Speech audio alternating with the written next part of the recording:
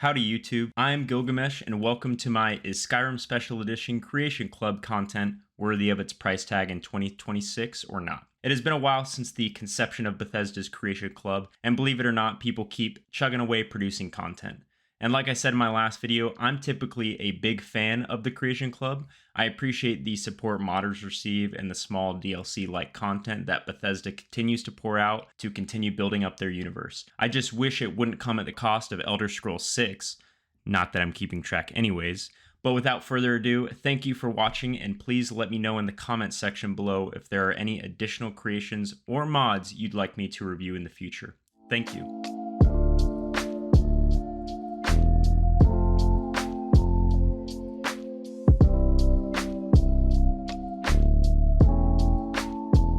First creation we're taking a look at today is Dead Man's Dread by Bethesda Game Studios for 750 credits. Dead Man's Dread is a relatively lightweight housing creation, adding in a short quest line based on Elder Scrolls Redguard, telling a story of pirates and a ship lost to time. The notes books read uncover a tragic fate of a vessel filled with a crew lost to a curse that left them stranded aboard.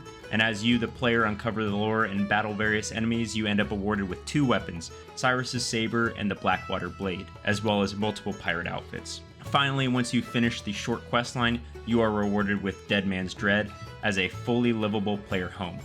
The base itself is unique as a ship player home, that being a boat. It is equipped with all of the crafting, storage, and displays one would want, also coming with a navigational map that allows you to go between major ports and major cities. Art by Eleonora, of course it is going to be a very well made house. The only two big downsides in my opinion is that it can be difficult to get to and from the house. While it has its own waypoint, you sometimes have to take the little ferry boat back in order to unlock the waypoints for the rest of Skyrim. During the quest itself, it kind of blocks those out, so you have to use the ferry boat back and forth. That, and I know this can seem kind of silly, but it is actually quite loud with the creaking on the boat when you're there. That has gotten kind of annoying for me personally. But beyond that, the player home is nice for a pilot boat Redguard aesthetic, if that's your thing. Beyond the player home, however, I also felt like the quest itself was a little lacking. Similar to other creations reviewed so far, it was projected forward via like notes and books. To be completely honest, it was a little short for 750 credits. While I know the intent of the creation and the reason for the price was the player home reward itself, I do think a little bit more love could have been spent on the gameplay itself. But overall, it was a decent little mod, and it does carry a little nostalgia for Redguard, so if that's your deal, then I'd recommend you check it out. The next creation we're taking a look at today is The Grey Cowl Returns by Bethesda Game Studios again for 250 credits. The Grey Cowl of Nocturnal is one of the more famous artifacts in the Elder Scrolls series. It's a magical hood associated with the Daedric Prince Nocturnal, obviously, hence the name, the patron of thieves, shadows, and luck. So centuries before the events of Oblivion, a thief stole a cowl from Nocturnal. As punishment, she cursed it so that the wearer's true identity would be erased from history. Friends, family, and even official records would forget who the wearer was. The thief only became known as the Grey Fox. So the cowl creation takes a page out of Fallout 76's book, like the other ones do, being that it provides you with a short quest line where your only communication with that individual is via notes. Starting with a thief in Riften, you get sent on a wild goose chase where the stranger makes you complete various sneak activities of different levels of difficulty, culminating with a short dungeon crawl at the end, rewarding you with the Grey Cowl. So is it necessarily worth the credits? Overall, I appreciate the fact they gave us something to do in order to make this cowl feel earned versus other creations and other games from Bethesda just handing you the object. However, I do feel as though it could have been baked a little further into the Thieves Guild questline, as it rightfully should be. Overall, it was a decent little story progression and rewarding a new item. If you are deeper into the lore surrounding the Thieves Guild and that's the type of player you like to play, then it is well made and offers those unique effects and nostalgia benefits. I think it'd be worth getting. Just make sure not to accidentally equip this while hitting the town, or else you may find yourself committing mass genocide of the guard-related variety.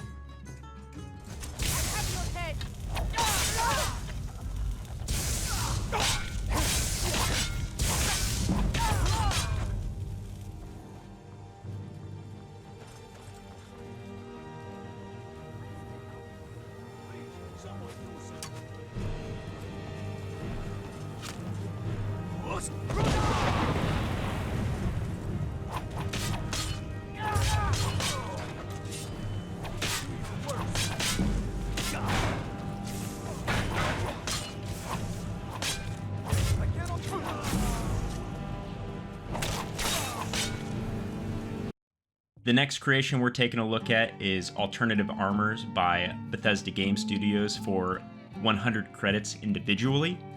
It is a collection of creations that add additional variations of the already established armor sets in the game, shown via footage here. There are slightly different stylistic design choices for each armor set, which all comes from the Elder Scrolls Blades iPhone Android app game. While being extremely simple, I personally love creations that do this. I think they add variation to an already established items in the game, and they're seamlessly integrated into the loot table. A small change, but it is really effective in helping the alter the game in a way to preserve replayability. Basically creating a whole new domain to gear progression. Despite having no new stat changes, the items refresh the game's image and allow my completionist side more things to collect and mannequins to decorate. Overall, despite it being small individual additions, this is probably my favorite creation addition from the whole list I'm reviewing today, because I think it greatly benefits the game and players' individual experiences. Each one being 100 credits can get pretty expensive if you're buying them all outright, but seeing as they come with the Anniversary Edition, it is a clean kill, great addition to the game. And if you can't get them all and have to buy them individually, I'd recommend at least getting a few for some of the armor types you personally like the best to help diversify your game and your game's aesthetic. The next creation we're reviewing today is The Cause by Bethesda Game Studios for 900 credits. Hence its price tag, The Cause is a hefty creation, adding multiple quests where the player is swept back into a world similar to that of the Elder Scrolls Oblivion, where you once again get to fight members of the Mythic Dawn along the Vigilance of Stendarr, travel beyond into an Oblivion Gate, and battle Daedra and other creatures. So beginning at level 46, it takes a while to get to, thus requiring a lot out of you as a player. The Mythic Dawn is trying to open up an Oblivion Gate, however they are currently unsuccessful, of course until you go along and open it on your first try.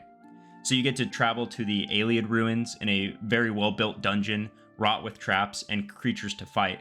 And of course, in standard Oblivion fashion, I definitely got lost and wasn't sure how to proceed and had to Google it at least once. Then getting to run around a few more locations before ultimately traversing an Oblivion Gate, and once again bringing the hate to the realm of Mehrunes Dagon. Overall, it was a really neat creation. Having just played through Oblivion a few months prior, it did bring back some nostalgia for me personally, accurately capturing the art style of the previous Elder Scrolls title, and the rewards overall were pretty good as well, providing the player with the weapons Scourge, Torment, Staff of Elno, Eddie, a Daedra Course Conjuration, as well as Ayleid Lich Conjuration, as well as additional armor sets and magical items. So despite its price tag, this creation I did actually enjoy thoroughly playing through. It wasn't crazy long, and similar to other creations, you as a player didn't really get to interact with too many people that weren't already dead through notes. I still enjoyed it thoroughly and finally felt a bit of nostalgia having a little piece of Oblivion in the world of Skyrim. The rewards are actually quite good as well, and I definitely think I'll be continuing to use the Scourge and Torment as primary weapons, as well as the horse further along into my playthrough.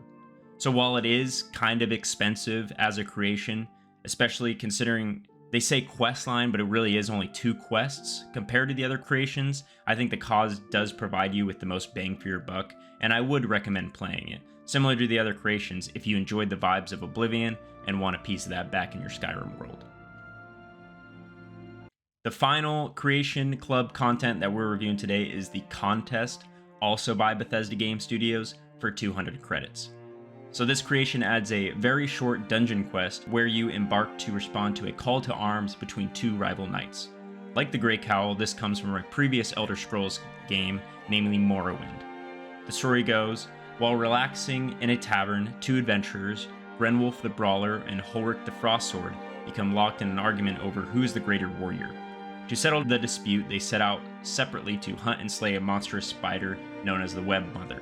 It is then up to you to find out who wins. Starting in Candlehearth Hall in Windhelm, it is an extremely short quest taking no more than 10-15 minutes max, and rewards 2 fairly unique items being the Fists of Randall Gulf and the Ice Blade of Monarch.